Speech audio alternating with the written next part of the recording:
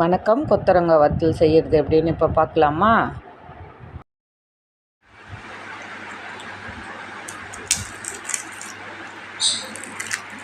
வத்தல் செய்கிறதுக்கு அடுப்பில் இப்போ தண்ணி வச்சுருக்கேன். அது கொதிக்கட்டும்.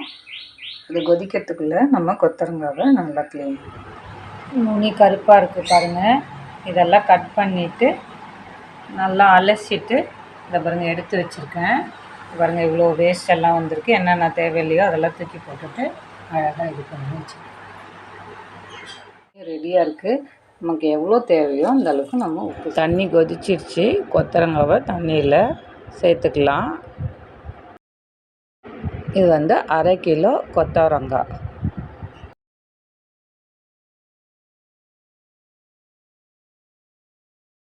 கொத்தவரங்காய் கலர் சேஞ்ச் ஆகிடுச்சு, வெந்துடுச்சு. பாருங்கள் ஒரு கொத்தவரங்காவை பாருங்க அமுக்கி பார்த்தா இங்கே பாருங்கள் இப்படி அமுக்க வந்துடுச்சுன்னா வெந்துடுச்சு.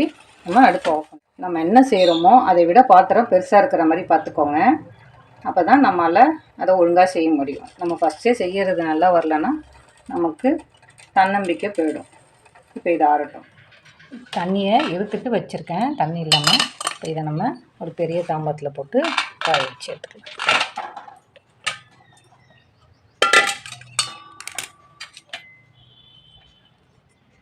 சுட சுட தான் இருக்குது, அப்படியே காய வச்சுக்குவோம். ரொம்ப நேரம் தண்ணியில் இருந்தால் குழஞ்சிரும், அதனால் எடுத்து காய வச்சுக்குவோம்.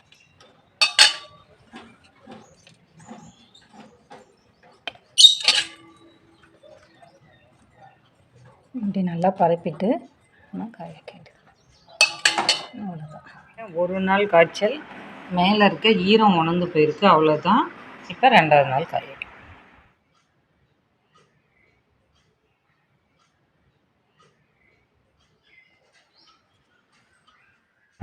நல்லா காஞ்சிடுச்சு. வறுக்கிறதுக்கு இப்போ ரெடியாக இருக்குது. நம்ம வறுத்து சாப்பிட வேண்டியது தான்.